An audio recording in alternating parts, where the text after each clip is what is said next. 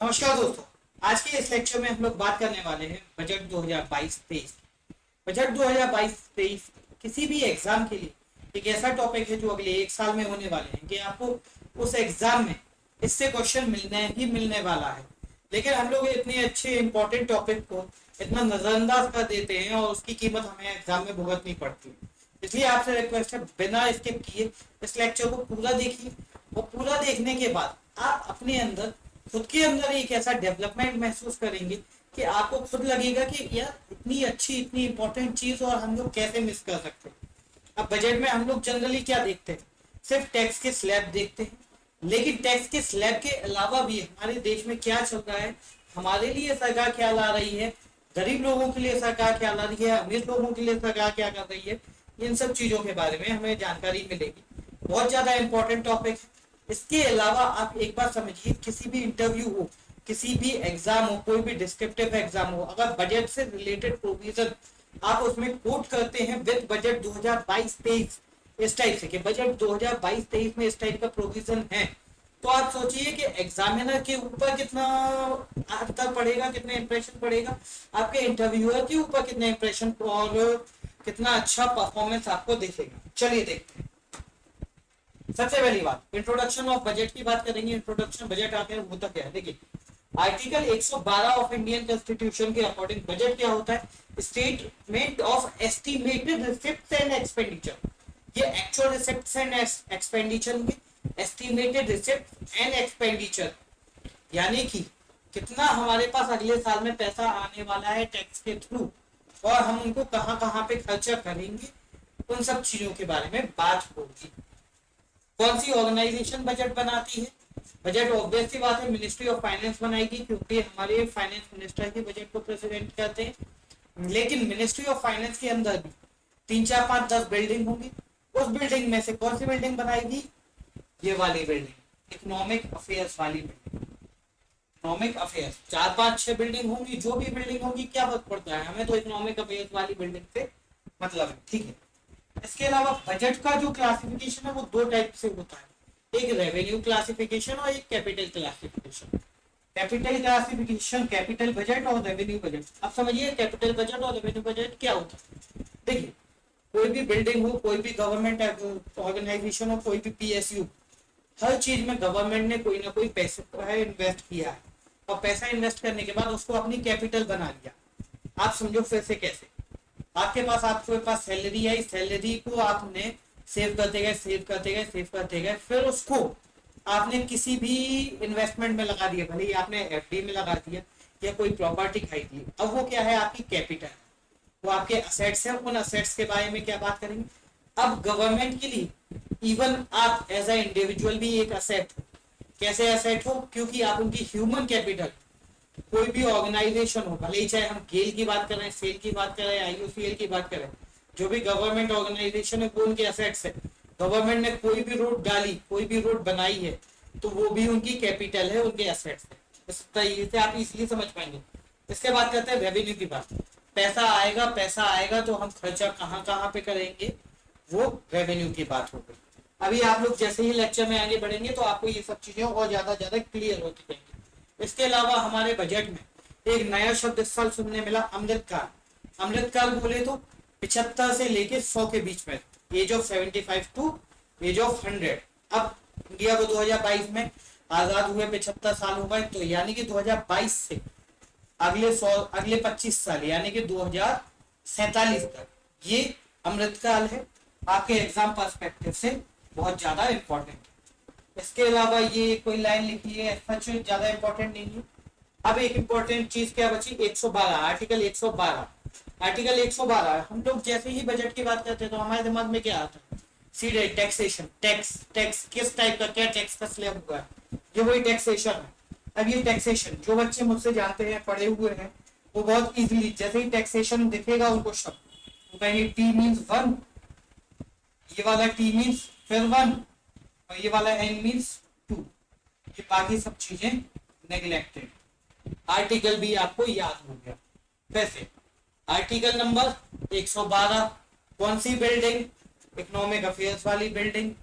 Budget कितने प्रकार के होते हैं, रेवेन्यू बजट, कैपिटल बजट, इसके अलावा अमृतकाल कौन सा है वो भी आपको याद हो गया। चलिए बजट प्रेजेंट कैसे होता है उसकी बात करते हैं।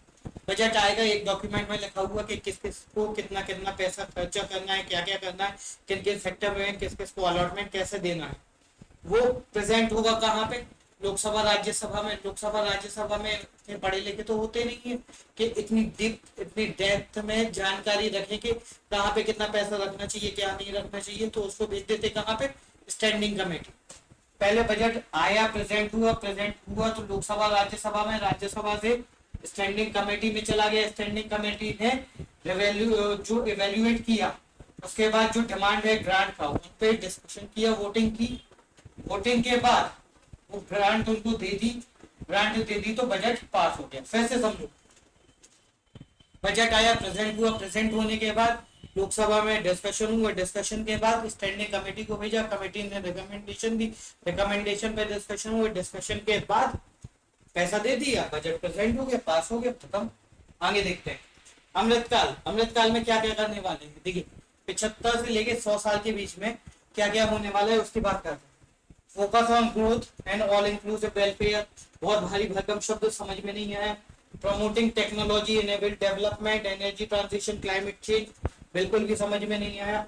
Virtual cycle starting from private investment crowded in by public capital investment, नहीं आया भाई। किसी भी हाल में कोई बोल दे कि ये 3 गोल की बात करो, ना आ पाएगा समझ में, ना आपको याद रह पाएगा। लेकिन अब चलिए, अब मेरी बात सुनिए पूरा एक बार में याद होगा। मैंने क्या कहा, बच्चा हुआ, बच्चे की ग्रोथ हुई, ग्रोथ के साथ इंक्लूसिव डेवलपमेंट हुआ, हाँ हो गया। जब इंक्लूसिव डेवलपमेंट हो गया बच्चे का, तो उसको क्या चाहिए, मोबाइल, यानी कि टेक्नोलॉजी इनेबल्ड एनवायरमेंट। क्या चाहिए उसको, बाइक, बाइक से क्या करेगा, pollution, climate change, energy transition. इसके बाद इन सब चीजों के लिए क्या होगा, ये सब चीजें होने के बाद वो जॉब करेगा, private investment, capital investment, public capital investment, खत्म।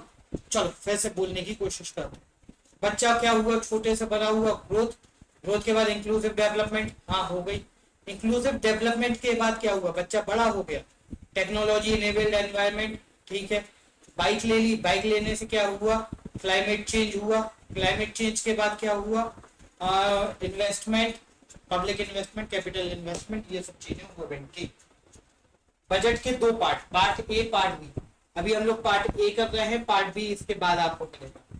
पार्ट ए में बहुत सारी स्कीम्स अनाउंस होंगी, क्या क्या हम लोग कैपिटल फ्रंट में करने वाले हैं, रोड बनाएंगे, रेलवे लाइन बिछाएंगे, किसी ऑर्गेनाइजेशन के लिए पैसा देंगे, इस टाइप की बातें।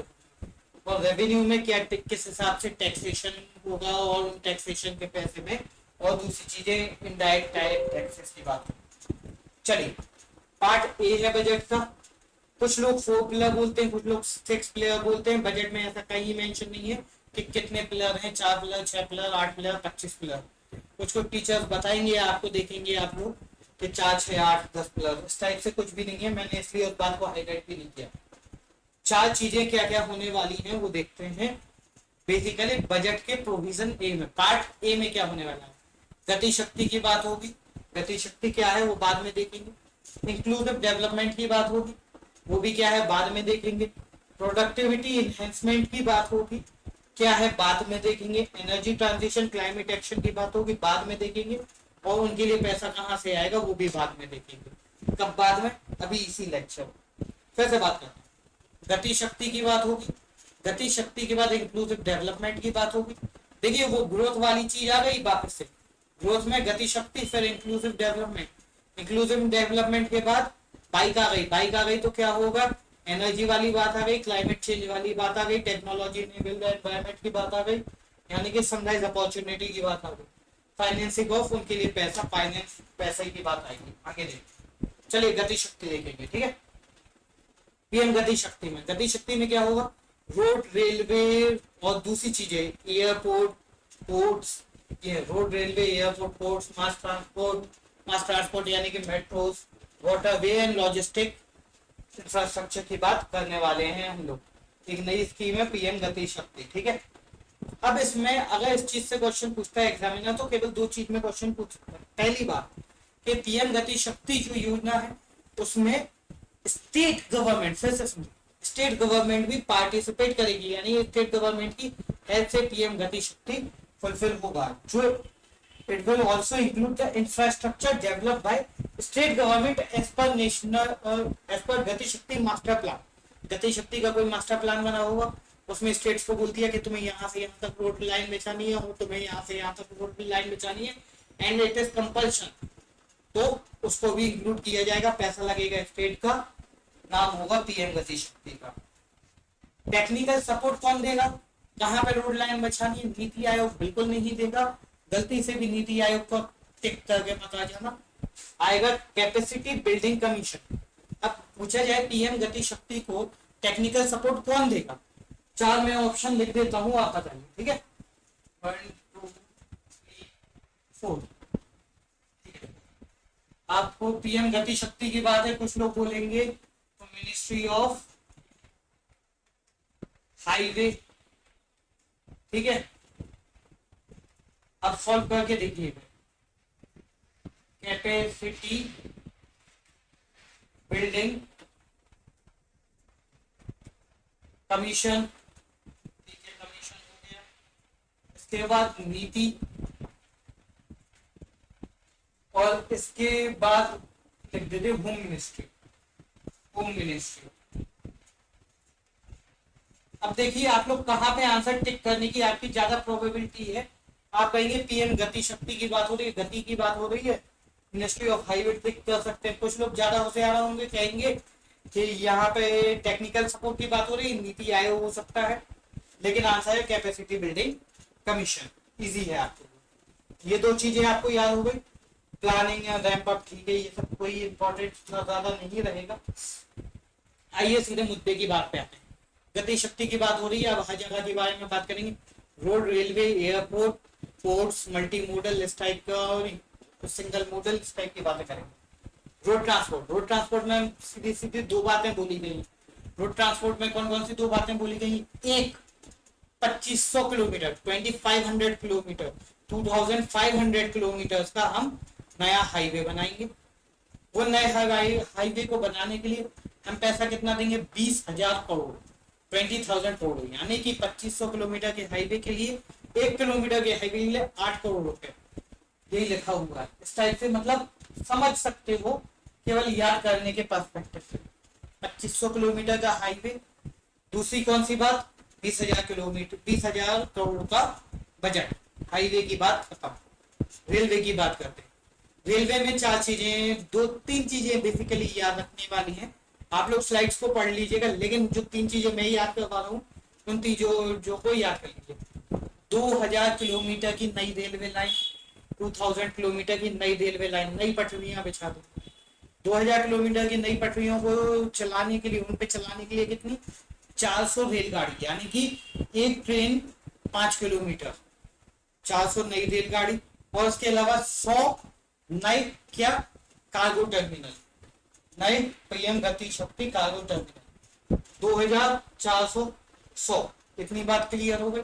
इसके अलावा ये जो है, ये रेलवे नेटवर्क है, ये कवच से, कवच KAVACH, कवच क्या है, कवच रेलवे की एक ऐसी टेक्नोलॉजी है, इंडिजीनियसली डेवलप, यानी कि हमारे इंडिया में डेवलप की हुई एक ऐसी टेक्नोलॉजी है जिससे ट्रेन का कोलिजन नहीं होगा, ऑटोमेटेड होगा, ट्रेन का कोलिजन नहीं होगा, ये कवच में है। अब पूछे कवच किस मिनिस्ट्री से रिलेटेड है, आपको इजीली पता होगा, कौन सी मिनिस्ट्री, रेलवे। रोपवे की बात होगी, रोपवे यानी कि जो हिली एरियाज हैं, उन एरियाज में क्या करेंगे, मोदी जी या गवर्नमेंट टेंडर निकाल देगी। टेंडर किस चीज का निकालेगी, कि रोपवे लगाना है आपको इस जगह से इस जगह तक। वो रोपवे किस मॉडल से होगा, public private partnership, public private partnership, यानी कि कोई प्राइवेट एजेंसी उसको बनाएगी, वो ही उसका खर्चा निकालेगी कुछ टाइम तक, फिर उसके बाद गवर्नमेंट को हैंड ओवर कर देगी। इतनी बात क्लियर। अब क्या होगा, हिली एरियाज में आदमी, गाड़ी, घोड़े, बकरी, गाय, बैल, भैंस, खाने का सामान पहुंचाने के लिए हमें रोड का या रेलवे का इंतजाम नहीं करना पड़ेगा, सीधे हम लोग इसके थ्रू, रोपवे के थ्रू पहुंचा सकेंगे। अगली बात, मास अर्बन ट्रांसपोर्टेशन। मास अर्बन ट्रांसपोर्टेशन बेसिकली मेट्रो की बात हो रही है, या मास ट्रांसपोर्ट के लिए बसेस की बात हो रही है। ज्यादा कुछ उसमें नहीं है, बस hi fi fancy words use किए हैं। मल्टी मॉडल लॉजिस्टिक पार्क्स, ये important. Multi modal logistic parks क्या होता है? बेसिकली हम किसी भी चीज को, सभी चीजों को इंक्लूड करके, बेसिकली रोड यानी कि ट्रक, ट्रेन, बसेस, बैलगाड़ी, शिप, प्लेन, इन सभी चीजों को मिक्स करके या इनमें से कुछ चीजों को मिक्स करके कार्गो को इधर से उधर जल्दी स्पीड में पहुंचाएंगे। बेसिकली अगर आप फ्लिपकार्ट से कुछ भी ऑर्डर करते हो तो वो फ्लिपकार्ट से आपके घर तक आने के लिए आपको मालूम है कैसे आता है? अगर फ्लिपकार्ट से आप ऑर्डर करोगे तो वो प्लेन से ट्रेवल होगा बेंगलोर से, और बेंगलोर से ट्रेवल होके आपके भोपाल में आएगा, भोपाल से बस से ट्रेवल होके या ट्रेन से ट्रेवल होके आपके शहर तक आएगा, आपके शहर पे ट्रेवल होके आपके घर तक कोई आदमी वेंडर देने आएगा। अब बात करते हैं इसी चीज को अगर आसाम में या कहीं और अंडमान में भेजना हो, तो अंडमान में भेजने के लिए क्या होगा? शिप से ट्रेवल करके अंडमान तक जाएगा, अंडमान में बाय रोड ट्रेवल करके वो आदमी के घर तक पहुंचेगा। ये ही है multi modal transport model, logistic park basically. अब ये मल्टी मॉडल लॉजिस्टिक पार्क्स में इंपॉर्टेंट चीज क्या है? सबसे इंपॉर्टेंट चीज है, सबसे पहला देश का मल्टी मॉडल लॉजिस्टिक पार्क कहाँ पे बनाया है? सोच ही सकते हो, मल्टी मॉडल। अब हम लोगों को, गवर्नमेंट को एक एग्जाम्पल सेट करना था, उन्होंने क्या किया? उन्होंने ये रोपवे डाला, और रोपवे डालने के बाद बोले कहाँ पे कि हम आसाम में, हिली एरियाज में, आसाम के जागी घोपा, हाँ जगी घोपा, फिर से देख लीजिए, आप लिख लीजिए JAGI, जगी घोपा।